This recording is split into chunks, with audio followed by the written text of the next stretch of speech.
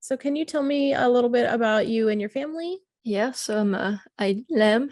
I'm an author, photographer, blogger, podcast host, and a mother of two little boys. They're both on the spectrum at different levels. Jude is level 1 and Charlie level 3. And I'm on the spectrum myself, and I'm also pregnant. Forgot to mention that. Congratulations. Thanks. How do you feel you understand your non-speaking child? And do you feel that that's influenced by you also being autistic? Um, No, I mean, I understand him better on certain aspect because of my own autism. So, for instance, with like crowds and loud noise, stuff like that, I can relate to his struggles because I struggle with that too. And, for instance, there's some quiet noise that are not gonna bother other people that are gonna bother me, um, and him, and other people are gonna be like, really, that was like not loud, but like I get it. So on that level it helps me understand him, but on the communication part of it, it does not help me because he's completely nonverbal. He communicates his needs, very basic needs, with an app on his iPad.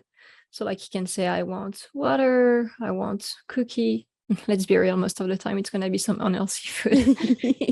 um, but beyond that, I don't really understand him. Like one time he was really sick, and not even the doctors knew what was happening, because he couldn't even tell us like if he was in pain or anything.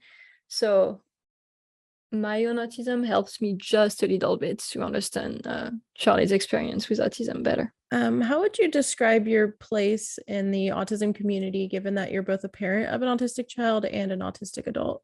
I mean, to me, it's a balance. I think I speak about my experience as a parent more than my experience as an autistic adult, partly because I really don't fit in with the majority of autistic adults I've met on social media, because there is a divide, which has been created, which should have never happened. But basically, it's kind of like parents against autistic advocates, which I wish it wasn't the case, but it is what it is. And unfortunately, I get a lot of criticism, um, negative feedback, to put it nicely, uh, from autistic adults, simply because I don't share their views. So I guess I relate more to parents than autistic adults, but I do want to speak about my experience as an autistic person. It's just that it doesn't seem to be welcome, because it doesn't fit with the vocal minority. For instance, my son is in ABA. That's something that a lot of autistic adults don't like. I don't care about terminology. I say I have autism, I'm autistic. To me, it's a non-issue.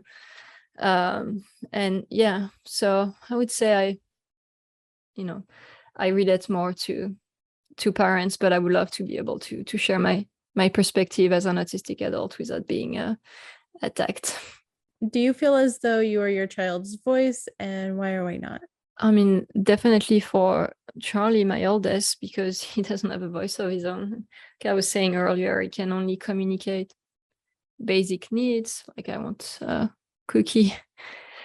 So for everything else, he relies on me to be his voice and advocate for him and get him the services and whatever he needs in that moment.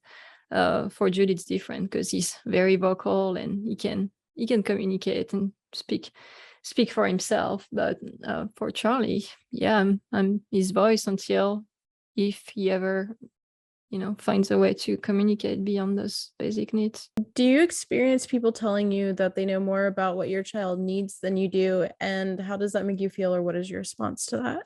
do I experience people telling me that they know more about my child than I do? Yeah. Well, I'm very active on social media, and people like to give their opinion on everything. Just like I was saying, the autistic adults are gonna tell me that I'm abusing my son with ABA therapy, that they know better because they're autistic. But for some reason, the fact that I'm autistic too doesn't matter in that conversation. They will tell me that I have self-internalized ableism.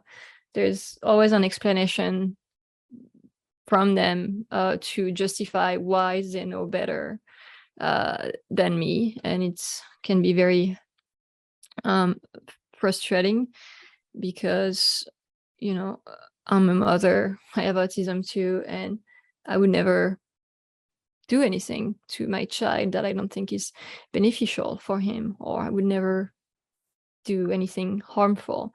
Like with ABA, for instance, I'm very involved in I can talk to a therapist, BCBA whenever I want. And when we started, everything was in home.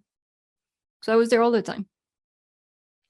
And I think people don't realize that parents can get involved a lot. It's on them to again advocate for their child and get involved.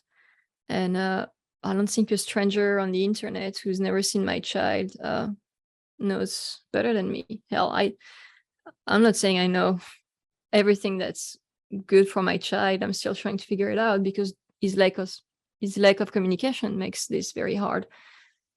But I definitely know better than strangers on the internet, at least for my own child.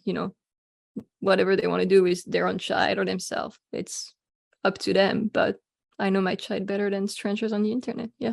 What do you think about the conversation around who gets to speak or advocate for non-speaking autistic people? Again, I think it comes from the same community, those who say that we shouldn't be speaking on behalf of non-verbal autistic people because they're very capable to do so themselves. And that's simply not true. I mean, there are so many autistic adults who never found a way to communicate, whether that's with an iPad, PECs, typing, sign language. These are the things that the ways of communication that a child or adult can use if they're nonverbal, but not everyone can learn those ways to communicate. My son can communicate basic needs, but he won't be able to tell me if he's hurt. He won't be able to tell me what his favorite color is. All of these things. So it's very limited, and he's not an exception. There are so many autistic adults who are like him. So who can advocate for this nonverbal autistic children and adults? Well, those who take care of them, whether that's their parents or caregivers. And I think it's very dangerous to remove parents from the conversation, because often they're the only one who can give insight on what their children want. And I think they absolutely deserve to be their children's voice. And because if they don't tell their children's stories, who's going to tell them? Not the child.